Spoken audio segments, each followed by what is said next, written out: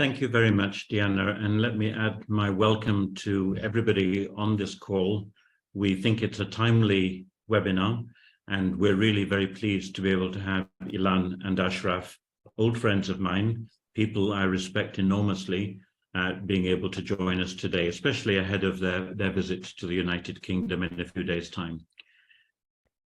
I think it's not difficult for us to become so bowed down by all the bad news these days. These are difficult times that we're living through in Israel and in Palestine, and I don't need to go through all the details of that, but there are a lot of fears of increased violence, of a descent into chaos, possibly even a return to another intifada. Now, at this particular time, I think having two such experienced and committed individuals as Ilan and Ashraf to be able to talk to us about what are the prospects for a peaceful resolution is perhaps a worthwhile thing for us to be able to do, to at least try and see whether there are grounds for hope, and if so, what we should be doing as concerned individuals to be able to do it, particularly here in the United Kingdom. I'm going to turn first to you, Ashraf, and ask you what, if anything these days, gives you grounds for hope? Do you have any reasons to be positive about the outlook in Palestine?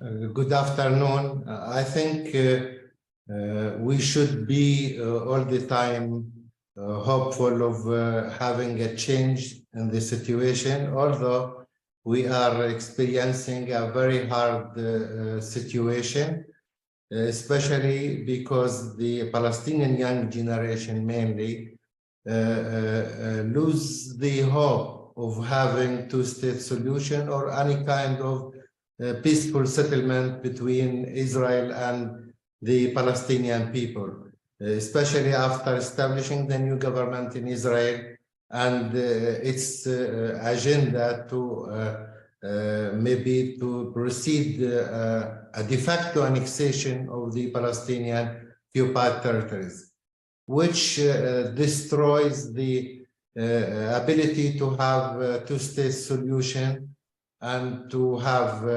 agreement between the two sides. Now the Palestinian young generation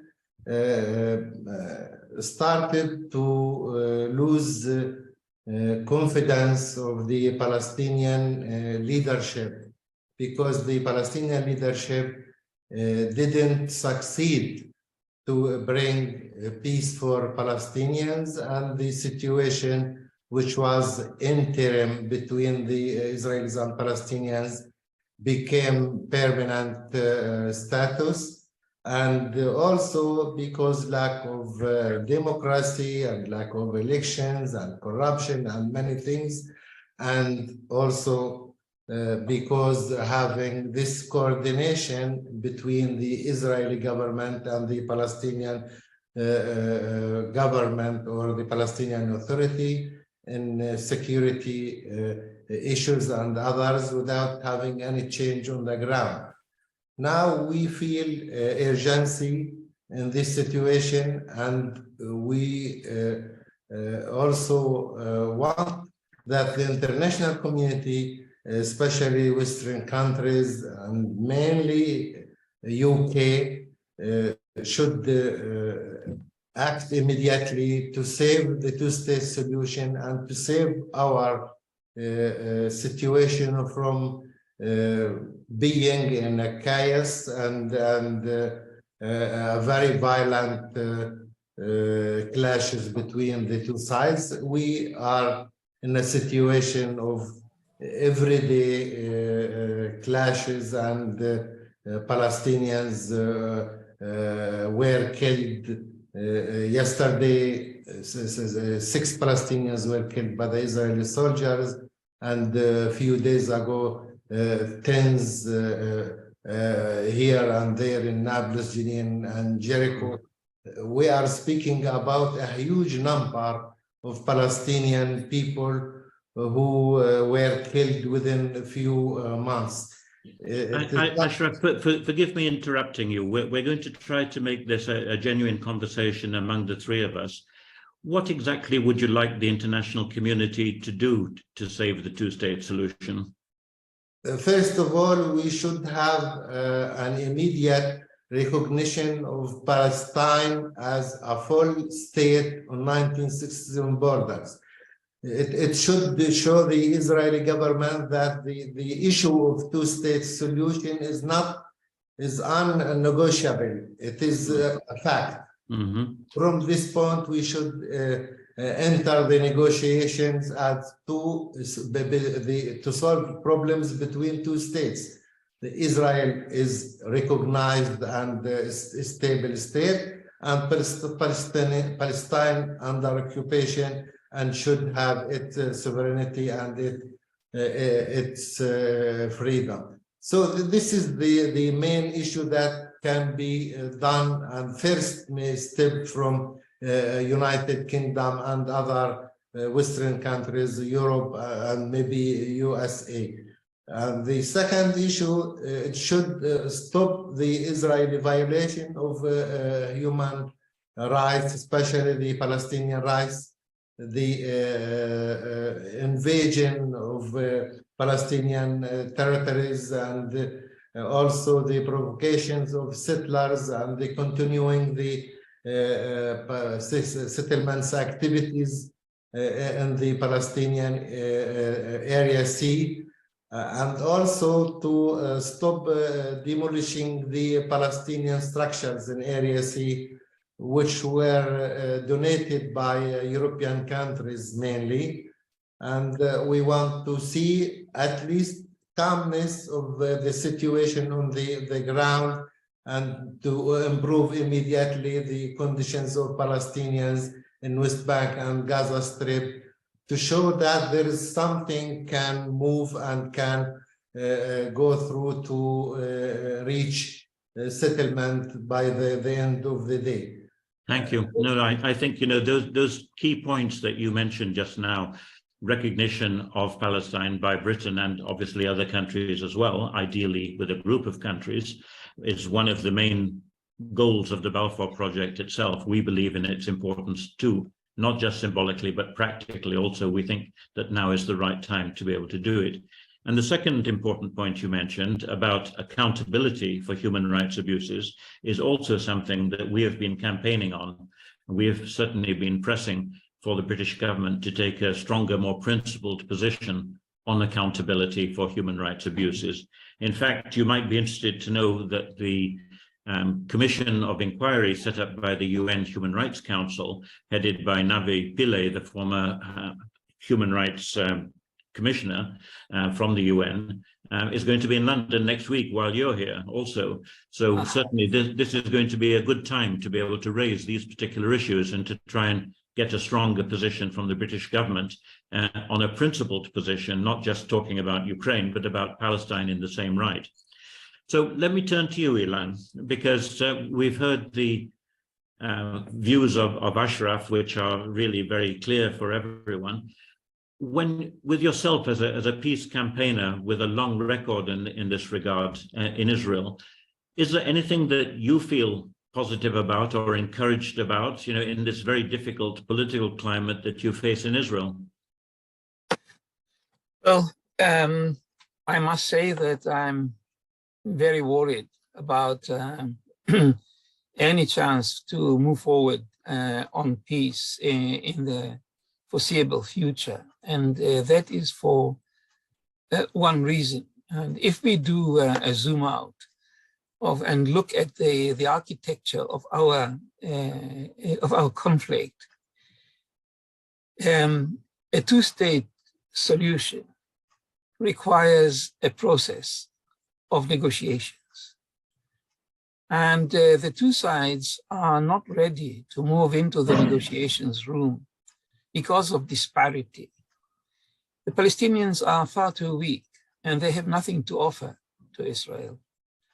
And they cannot push Israel into the negotiations room, short of one issue, and that is violence on a magnitude, similar to what has happened in the second and in the first Intifada.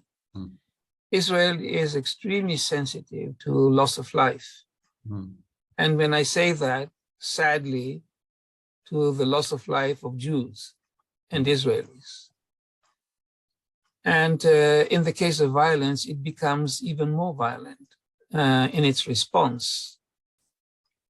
And so violence is an engine of change of the situation here.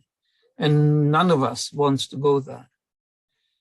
The other way to make a difference comes to the international community. Israel cannot be pushed into the negotiations room because it simply doesn't want to. It doesn't want to. It can get anything it wants unilaterally because of the huge disparity in power, in influence, in its position internationally, with the technology, with the military, and so on. And that can change once the international community takes a position. And I came to the conclusion that the international community looks at the Israel-Palestine conflict as a bilateral issue between the Israelis and the Palestinians. But we need to change the trajectory. We need to see it as a trilateral conflict where the international community is part, not as a facilitator, but as a party that has its principles and its code of conduct and its interests.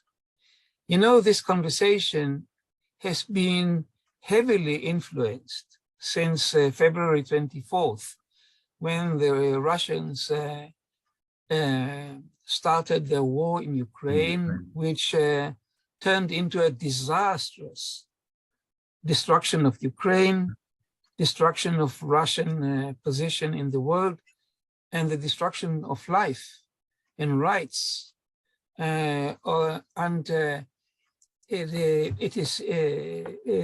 We cannot but take a conclusion that the language used in the case of Ukraine should have been used a long time ago in the case of Israel and Palestine. The key word is equality. And in my advocacy, I speak of the core issue of right for self-determination. In Israel, the Israeli government and a large majority of Israelis do not believe the Palestinians have any right for self-determination in the land of Israel, which is Palestine. It equates with Palestine when it comes to the territory between the River Jordan and the coastline of the Mediterranean. And we think that the basic for a two-state solution is an international recognition that will be stated straight away. There's no time to waste on that the world believes in the equality of the right of self-determination of two nations in the same piece of land, however small, the Palestinians and the Israelis or the Jewish people.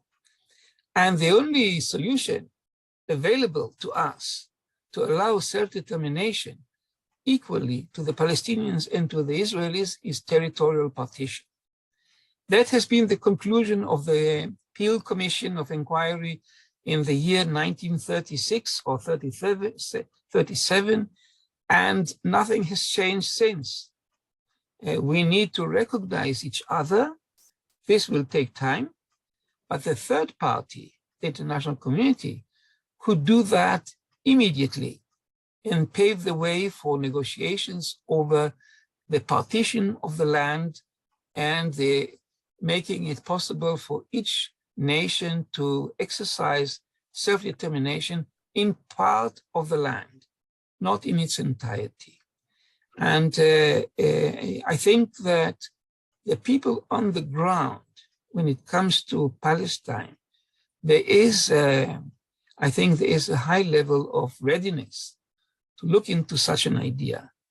On the side of Israel, we need the international community to convince the Israelis that this is actually in the service of the interests of both sides.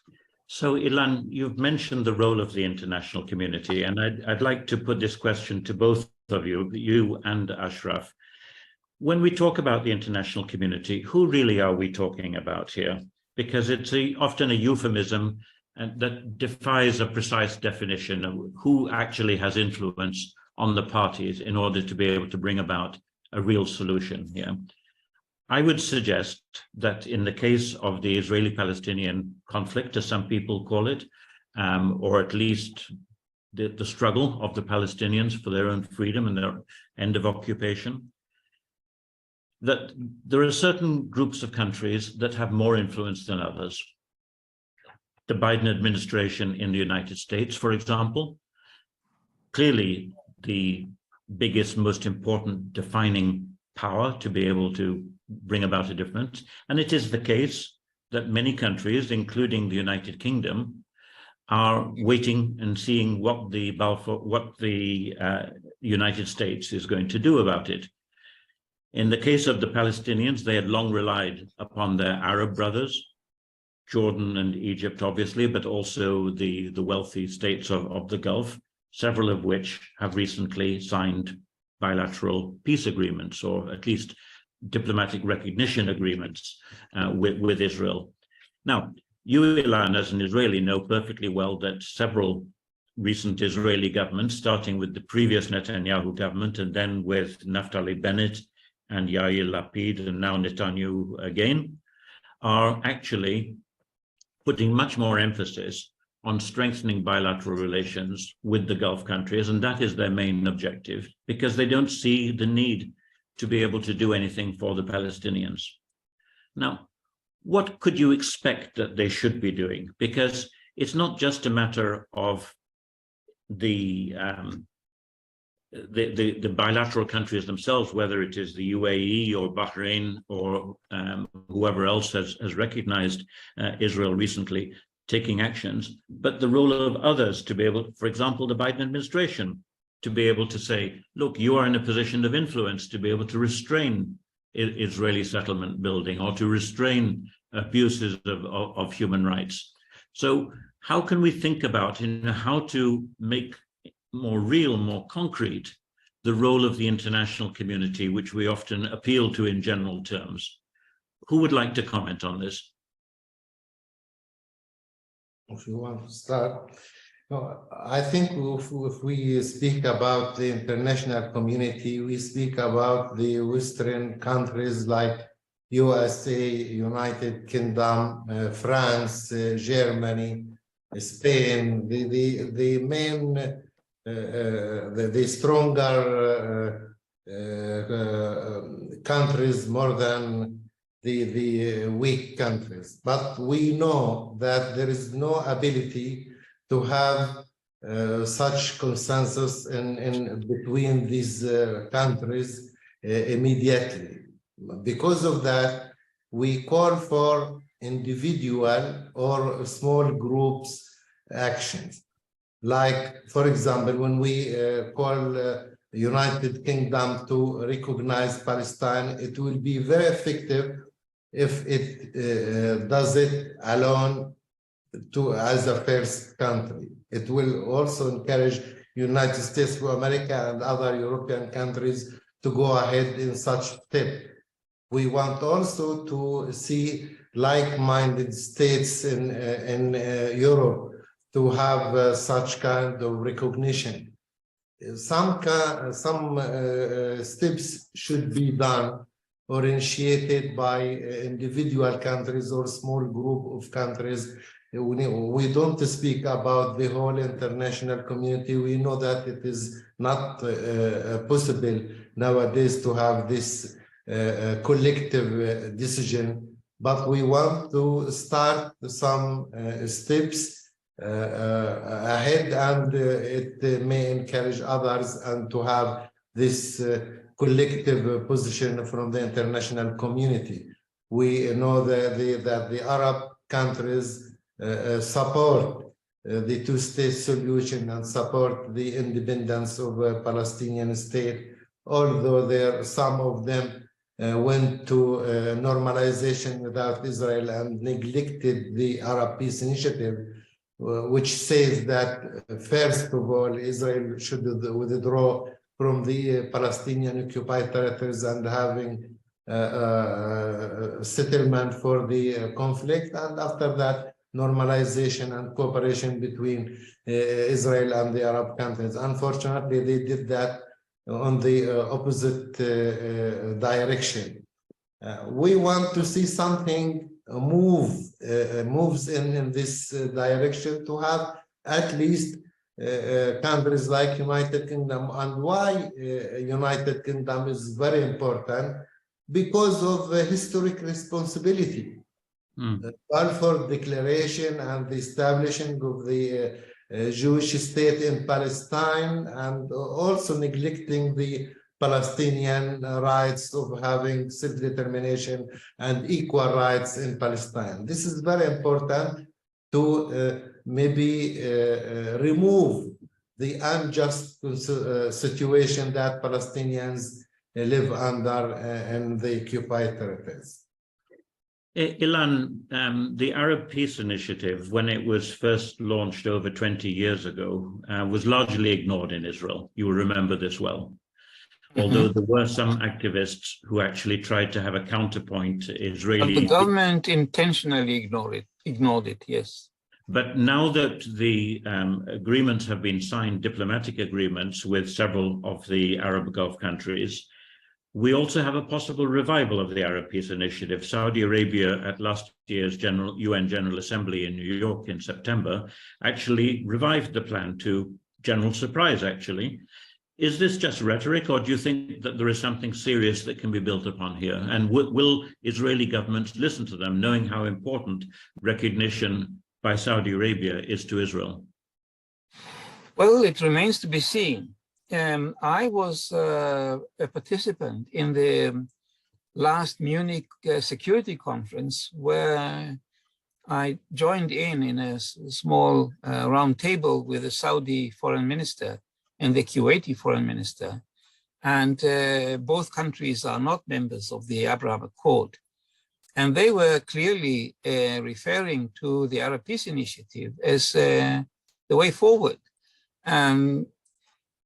At the same time, there was also another roundtable with a Bahraini foreign minister who was claiming that the Abraham Accord is a leverage to improve the situation in Palestine. I think that the bottom line is that in spite of the Israeli government desire to see the Palestinian issue removed from the international agenda, it's not going to be removed. And the only difference between the two is what is the pace. I think that if we want to see a critical mass put together by the international community to shift the gravity, point of gravity in the Israel-Palestine, it needs to not only look at incentives to both parties, but also to disincentives. And I think that we see less and less patience in the United States with Israel, and the same goes for Europe. We see statements are being issued now on high level by jointly by different countries, UK included, and that is very, very important. The Israeli constituency that is allowing this policy of denial to the towards the Palestinians, and not only territorially, but also the narrative, the attempt to defeat the Palestinian narrative by this ultra-extremist nationalist government, that needs a very swift and effective response, not from the Palestinians, because this will be violence. We need the alternative, diplomatic pressure from the world at large. And this has to do also with very concrete interests in Europe and in the UK, because you see, if violence erupts in Israel Palestine, particularly in Jerusalem, particularly in Haram al-Sharif, in the Temple Mount, the Esplanade, that can cascade regionally and then internationally. Everywhere in Europe, in every large city, you have Muslim communities that take care of what's going on here. And you might face another wave of refugees seeking to find somewhere for security. And the UK could become the address for lots and lots of people who want to flee from a Middle East that is burning and looking for a place. So preempt this. Take it to your attention and move forward to make sure that the two parties close their disparity to the point where they are both ready to move into a negotiations room. Right now, it's not there. Ilan, you spoke about disincentives, which is a polite diplomatic word. You also mentioned the word pressure. And indeed, there are many, probably including many of the people who are watching this particular webinar, who would feel that there needs to be actual pressure and not just words, that there needs to be serious consequences for serious breaches of human rights. We at the Balfour Project certainly push that, and we would like to see the British government putting some muscle behind its words and saying that if you do this, there will be actual consequences for our relationships. Of course, we know that internationally, Israel is often treated with kid gloves. It is treated rather gently for historic reasons that we don't need to get into now. But therefore, it's been able to get away with a great deal and feel that there are no consequences for its particular actions. So let me put the question to both you and to Ashraf.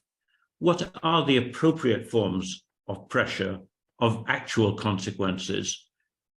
For example, the BDS movement, boycott, divestment, and sanctions. Is that something that you feel would be appropriate? And should we be all encouraging there to be actual consequences for Israel if it continues with its settlement policies and its abuse of Palestinian human rights? I think that Europe started a movement towards the Israeli settlements, but unfortunately it didn't follow up this decision to labeling, for example, the goods of settlements or products of settlements. They didn't do that.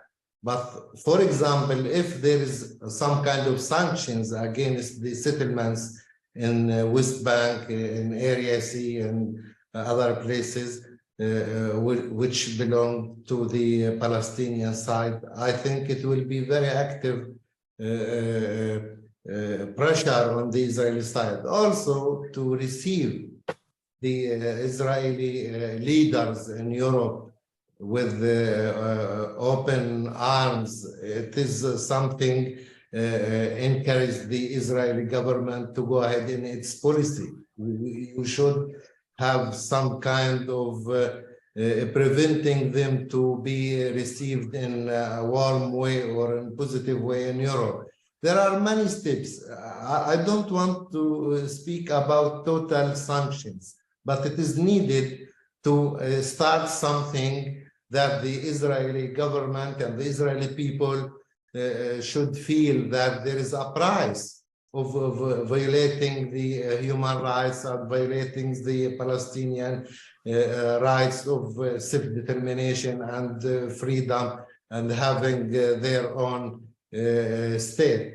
I think if the international community wants to start some kind of these steps, for example, settlements and others, I think it may affect the Israeli side to withdraw or at least to stop continuing its policy towards Palestinian people, especially the danger of annexation, the de facto annexation that this government intends to implement in the Palestinian territories. There are many things we can think of, but I just mentioned kinds of models of sanctions that can impose on the Israeli government. Look, we'll come back to the situation in the holy places and the threat to the status quo and the dangers of violence in Jerusalem itself, because that clearly is a huge flashpoint which could have global repercussions in the entire region and beyond. But I want to ask you, Ilan, as a former Israeli ambassador to South Africa, who has firsthand experience of the situation there, you saw how effective cultural and sporting boycotts were of South Africa in helping to change opinions and to increase the isolation of South Africa, so it realized it had to end the apartheid system there. How would you feel as an Israeli if that was applied to Israel? First of all, I want to make a reference to the BDS that you mentioned earlier on. I'm not for BDS. I can't support it, but I don't think that's a non-violent form of resistance, and I don't think we have the right to declare BDS as a form of terrorism. Not at all. I think the BDS is doing harm to the cause of the Palestinian side because it does not differentiate between Israel and the future Palestinian territory.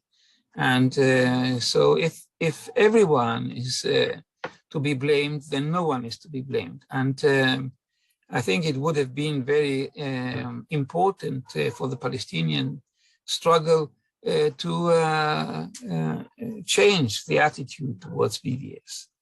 But about South Africa, I must tell you that we Israelis and the Jewish people at large, but we Israelis, we are very, very sensitive to what we are being thought about internationally. I keep telling my friends, you know, maybe we are the most neurotic nation on earth. And unfortunately, and people in Israel care a great deal if they are being liked or disliked or criticized. And I think the world doesn't need to go into action, the form of boycotting or sanctioning or whatever. Simply tell Israel what they think about us. This in itself, and in the Hebrew language, so that everyone knows, not only through diplomatic channels and so on. So if you have any criticism of Israel, speak out. I tell the world, because we Israelis, we are very, very sensitive to this. And right now, the society in Israel is detached from what is going on in the occupied territories by and large, unless there are cases of violence and fatalities and tragedy. And mostly Israelis run a very, very European-like life with a very high quality, with a huge disparity in GDP per capita between us and the Palestinians, enormous. And everyone has it very nicely, unless either there is violence, so because we care so much about life, or if we have criticism coming from outdoors. And diplomacy offers a whole toolbox of how to express dissatisfaction with policies. Now, I want to tell you all, whoever is listening to us, the case of Smotrich is not just an extreme end lunacy. Smotrich is actually, in his political vision, is articulating the vision of the entire government. Now, he wrote a manifest 5 years ago in which he says there is only one nation that is entitled to self-determination, the Jews, and the Palestinians are classified into three. Either they are prepared to live in Israel as natives, not citizens, without votes, without voting or being voted, or emigration assisted by the government of Israel, or those who resist and refuse to move. The only way to deal with them is to kill them. Now, it sounds horrific, but this is who he is. So if it comes to him visiting the UK, my desire is to see resistance, making him a pariah. And because he is destroying us, he is destroying any chance for the future. Unfortunately, the ambassador of Israel to the UK comes from a nationalist movement that is not very far from that kind of thinking. Well, I hope she is listening to us and might want to respond to me, but I don't know how the UK and how the UK Jewish community is looking at all of this. Definitely, we need to move on. We need to move on with our relations with the Palestinians, and we are stuck because the international community is not prepared to move in the right direction. So, Ilan, let's just pursue this line of discussion for one more minute. If, for example, and I'm going to give you a very concrete example, the Eurovision Song Contest was to say that due to Israeli policies in the occupied Palestinian territories, Israel was no longer eligible to be a participant in the Eurovision Song Contest, something that's very popular. Is that going to have a positive or a negative effect? Is it going to simply put up people's backs in Israel, say, we don't care about it? Or is it going to actually make people wake up and say, oh, there are actual consequences, and they might think again or put pressure on their government? The first reaction would be they're all anti-Semites and they hate us because we are Jews. And leadership in Israel will encourage this kind of stuff. But then when the artists are not invited and the whole system is shut down, people start to think. That's a very powerful shift. The same goes for sports. The same goes for science, for academia, for everything. If the world decides that as much as Russia is needs to be punished for what it does in Ukraine, the world needs to come to Israel and say, hang on, what you do, you entertained impunity for so many years, not because of who you are, but because of the Jewish history and the Holocaust and this and that. Now it's over. Start behaving, because we cannot run the world with players who are refusing to play by the book. Yeah. Equality, human rights, rule of law. Israel is not playing by the book on all three of them.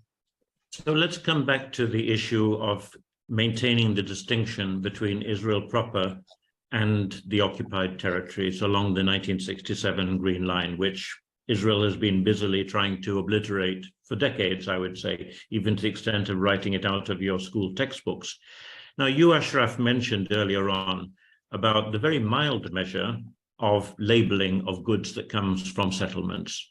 what we call differentiation in legal terms here, making sure there is a recognized difference between goods produced in the occupied territories from Israeli settlements, or Jewish settlements rather, and goods produced from Israel itself, which is a fairly weak and mild measure. Now, could you imagine going further than that? For example, of saying that Israeli residents, Jewish residents of the occupied territories, should be required to get visas to enter Europe or the United Kingdom in future, not just travel on visa-free arrangements made for people who live in Israel proper. What do you feel about that? Yeah, this is a very positive step if it taken by the Europe or the international community, because this is one of my suggestions many years ago, after labeling the products of settlements. It should deal with the settlers as the same maybe category of Palestinians under occupation, although the settlers are violating the international law. It is not like Palestinians who are under occupation, but at least to deal with them or in a situation that they are in a special case and they are in under special conditions. I think it may affect very positively and strongly on the Israeli policy and also on the settlers' behavior. Some of them immediately will leave settlements, or at least to behave like normal citizens, not like gangs of criminals as they did in Hawara and other places in West Bank. I think sanctions should be imposed on some kinds of Israelis or types of citizens, because it also affects the Israeli policy and the maybe the whole Israeli community, to see that they are in an unnormal situation. It is not a normal situation that they live in Tel Aviv, Jaffa, and other places, and don't feel of occupation and don't feel of suffering of Palestinian people. People should behave that there is an occupation and there is a huge number of human beings, Palestinians, under unjust conditions and in a very bad situation.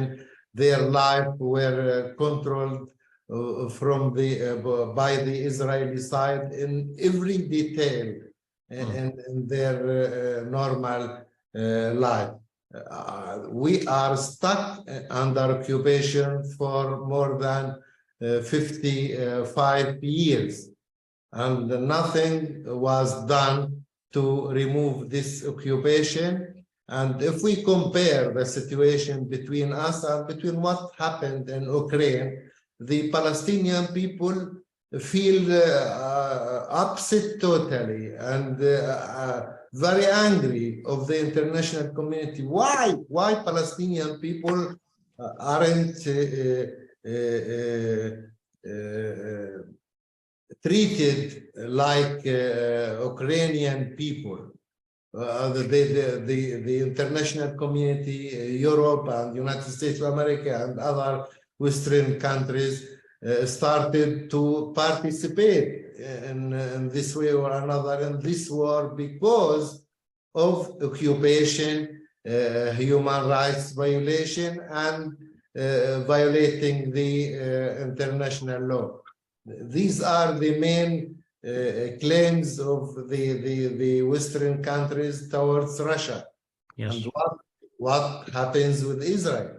what happens to Yeah, Palestine. it's a very powerful message, Ashraf, and one that resonates here in the United Kingdom among many people.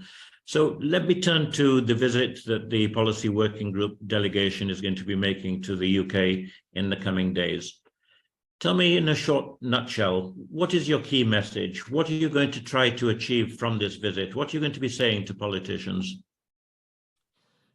We want to introduce a voice from within the Israeli fabric, social fabric, that is worried, deeply worried. We are in an acute crisis in Israel-Palestine. It can erupt into a major wave of violence on a magnitude that we have been experiencing in the Second Intifada and beyond, and with possible regional consequences and maybe international consequences, tsunami-like.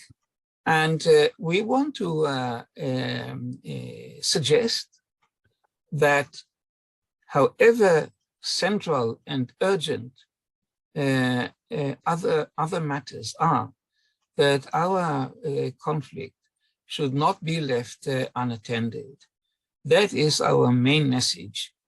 And we need to approach our conflict rather on issues of values, shared values, than interests. Israel is flourishing when it comes to interests. If you look at the Ukraine war, that has had an impact, or a steep impact, on Israel as a producer of a whole arsenal of weapons and saber and so on.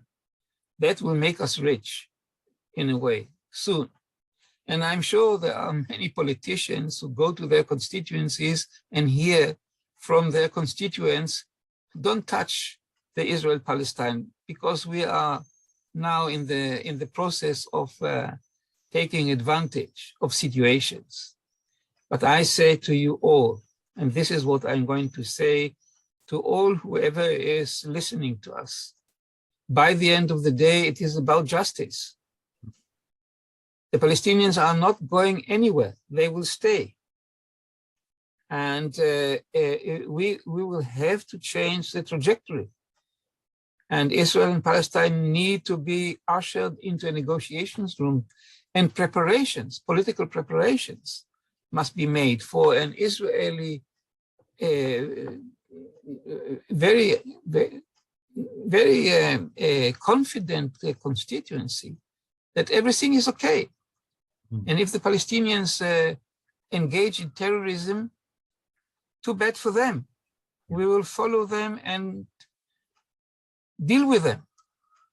No one is prepared to speak about a political solution. And I think that's where the international community needs to come in. And that is what we want to do. Ashraf and I were in Brussels. We are going to Germany. We were in Luxembourg. And this time around, we have been offered to come to London. And we are taking advantage of this opportunity to speak to the Brits, whoever we see, about our plight and our frustration and our situation that is just on the brink of collapse. Well, I must say your moral voice is a very powerful one, Ilan, and we thank you for that. It is something that resonates with all of us.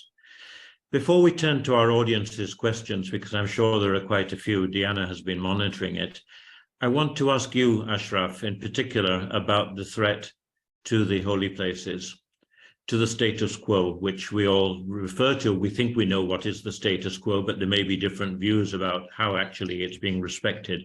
And I'm talking, of course, about the holy places for Jews, for Muslims, and for Christians, and about the changing demography of Jerusalem, and about the threats to these places that are so precious for all of the major faiths.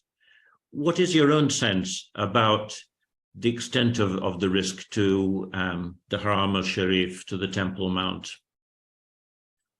I think what this government, the Israeli government, tends to do is to change the status in these places to make it under the total control of the Jews and not allowing Palestinians freedom of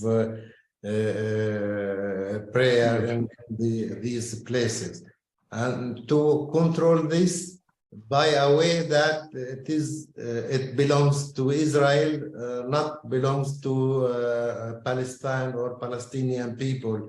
They try to change the facts on the ground in the old city and the neighborhoods of East Jerusalem to make it sure that they cannot withdraw from these territories and not give any part of these territories to the Palestinian state, the future Palestinian state, if it will be established someday.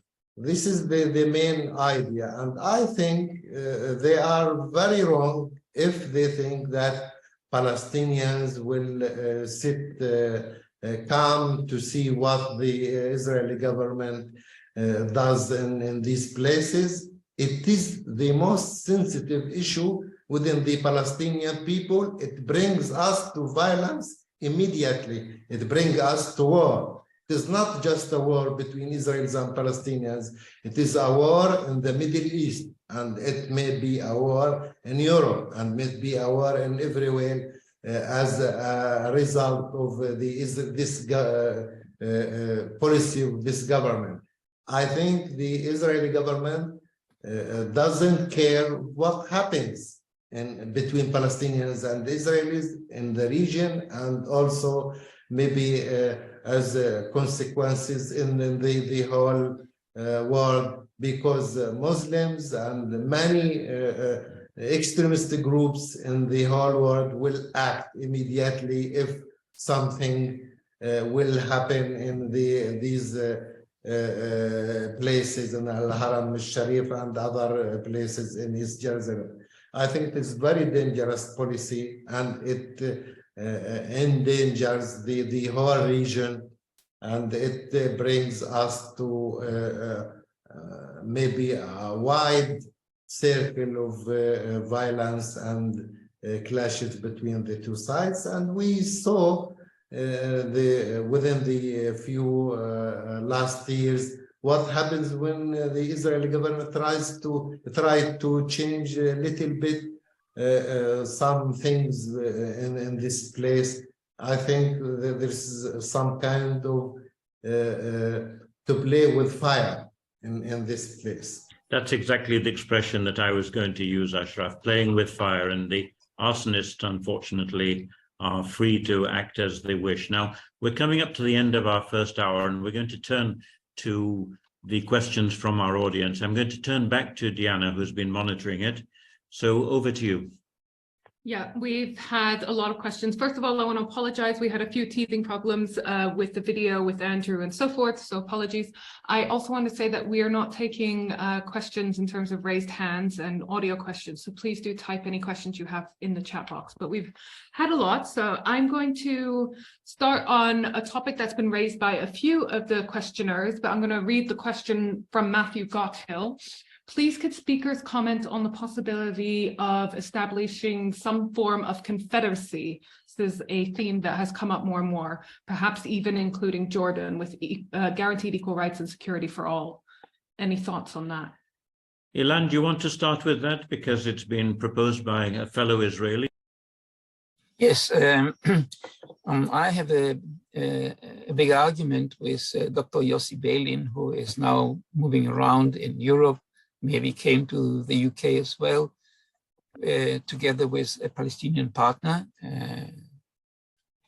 Hiba Husseini, and they are advocating for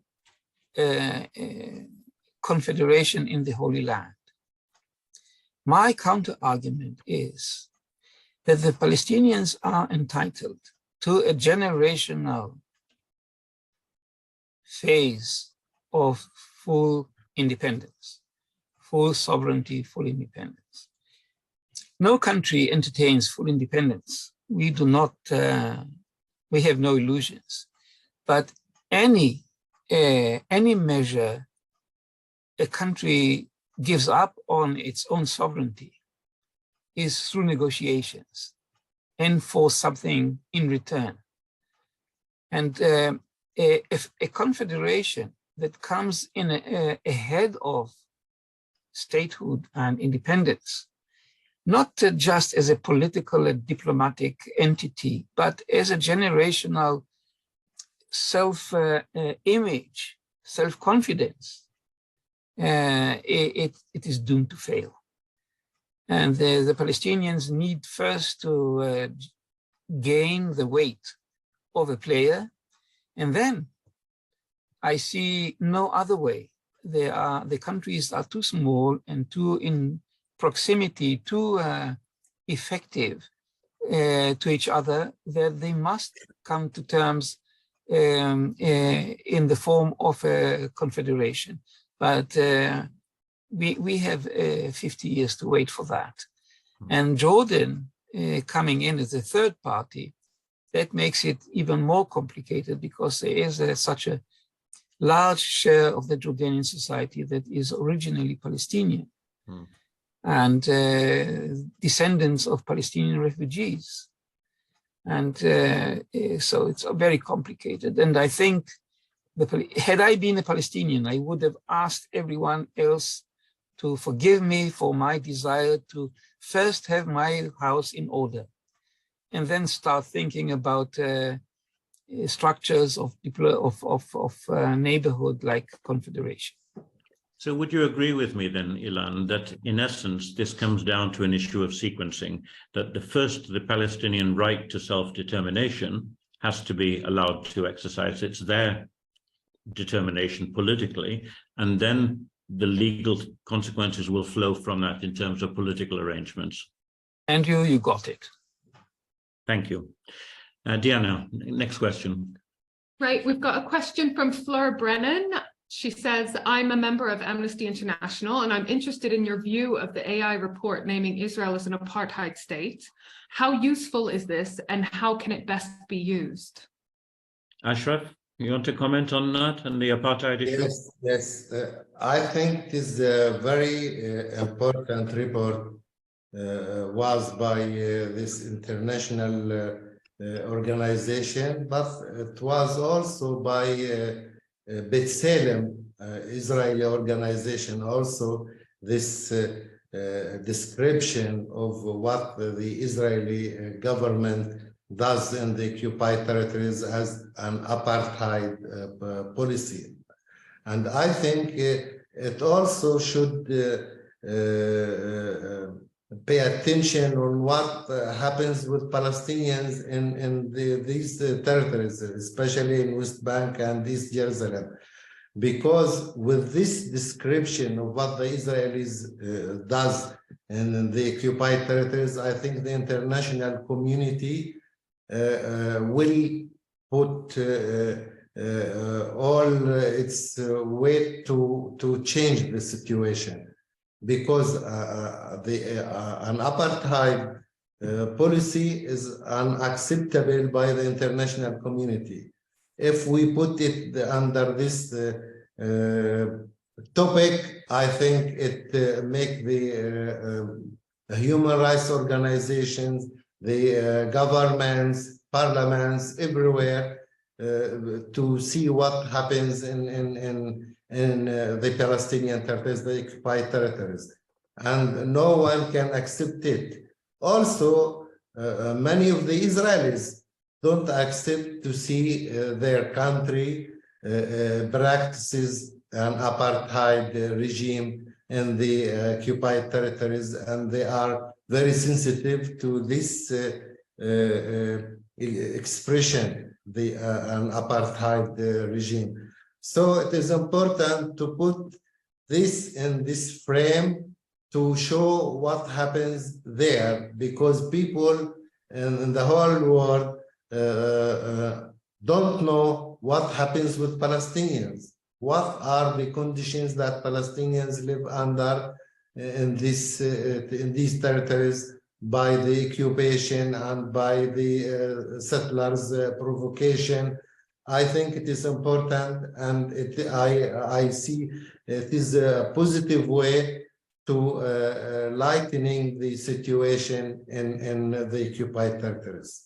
So Ilan, let me follow up with you on that, because as an Israeli, how do you feel when the word apartheid is being used to describe Israeli actions? And what should be the consequences? Because it is a legal term which calls for accountability. Yes, exactly. Well, in the last year, there were a few reports that were issued. Amnesty International was one of them, and the most extreme. Yesh Din issued a report composed by the advocate Michael Sfard, known to everyone in the field, and they came to the conclusion that occupation comes with apartheid from a legal point of view. Our group also issued a paper. So there's a B'Tselem that was mentioned already by Ashraf.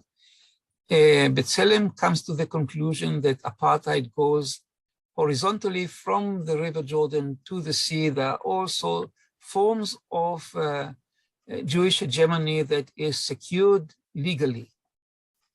And so for them, Israel and the occupied territories are under apartheid. Our report was making a difference. None of us is a lawyer, so we are more observers of history of Israel and Palestine. Our conclusion was that apartheid comes with occupation because in the occupied territories, there is an ethnic seam line where the Jews are privileged and dominate, and the Arabs are not privileged, are being subjected to an entirely different set of laws, set of judicial system, and so on. So if you go to South Africa, no, we don't have benches where it says for Jews only or Palestinians only or so and so on. The petty apartheid, no, it doesn't exist.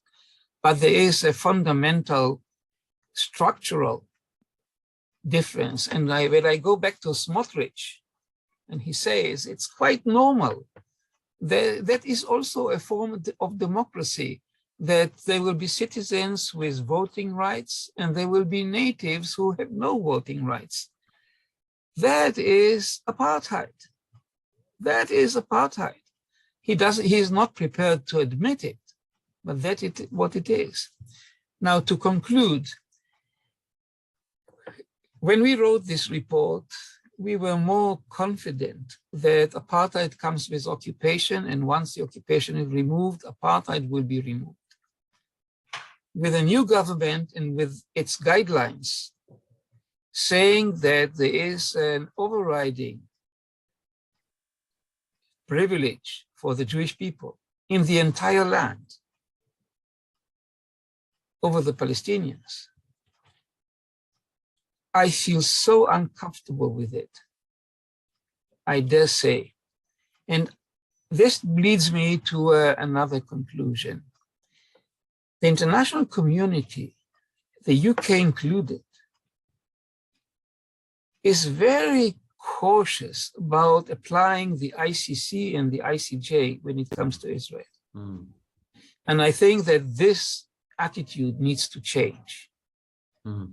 Israel needs to be examined by the ICC, and if there were cases of war crimes, it must be investigated. There is no way a country is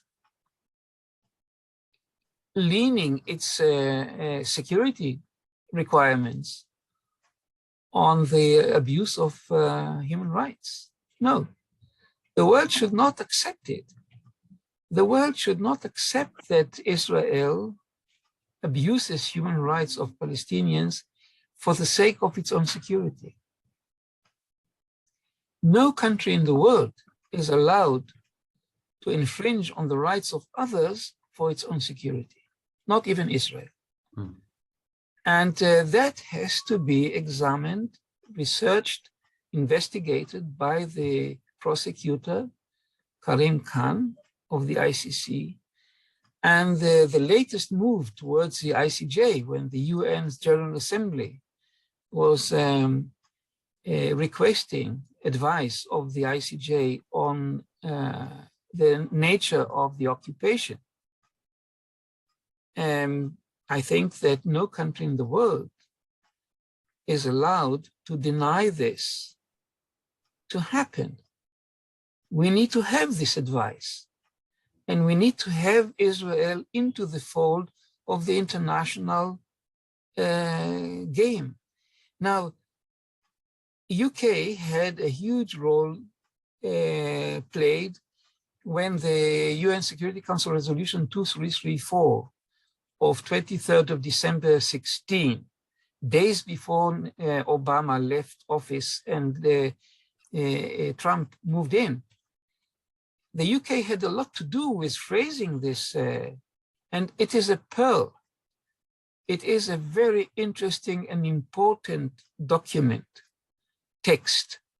And I think that had I been in charge, I would have taken this one as a blueprint, as a roadmap for where we go, and then infringement on human rights, a violation of international law would not have happened. Thank you very much, Ilan, for your powerful words, which we've all felt. Thank you sincerely. I think we've got time for one more question, Diana. One more. But I have so many good ones. I know. Well, I'm sorry. We're going to have to try and answer some of them afterwards. Okay, well, I will say that we're having lots of comments coming in about how interesting this talk was. So please keep them coming, because I will share that with the speakers. I'm going to go with a question from David Cannon, who is the chair of a UK organization called Jewish Network for Palestine. And I think that this question might be something that they debate quite often in his network. Is it possible for Israel to be both a Jewish state and a democratic state, or are the two concepts incompatible? So must Israel choose one or the other? Ashraf, it's your turn. No, yes. You know, I think there is a problem in this maybe definition of Israel. What is a Jewish state? This is very important. I didn't understand the Jewish state that the Jewish citizens has the same rights of the Palestinian citizens in Israel.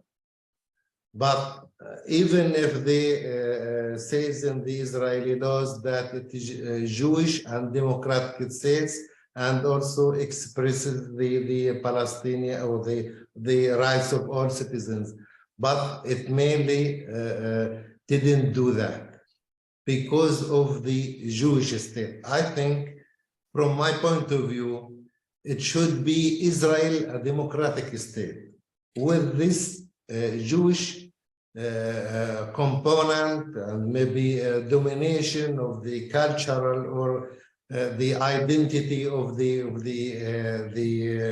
state, but without violating or discriminating between Jews and Arabs within the state of Israel. And I think now they also the religious Zionist movements, they don't accept Jewish and democratic state. They accept the other definition of Israel to be for Jews only.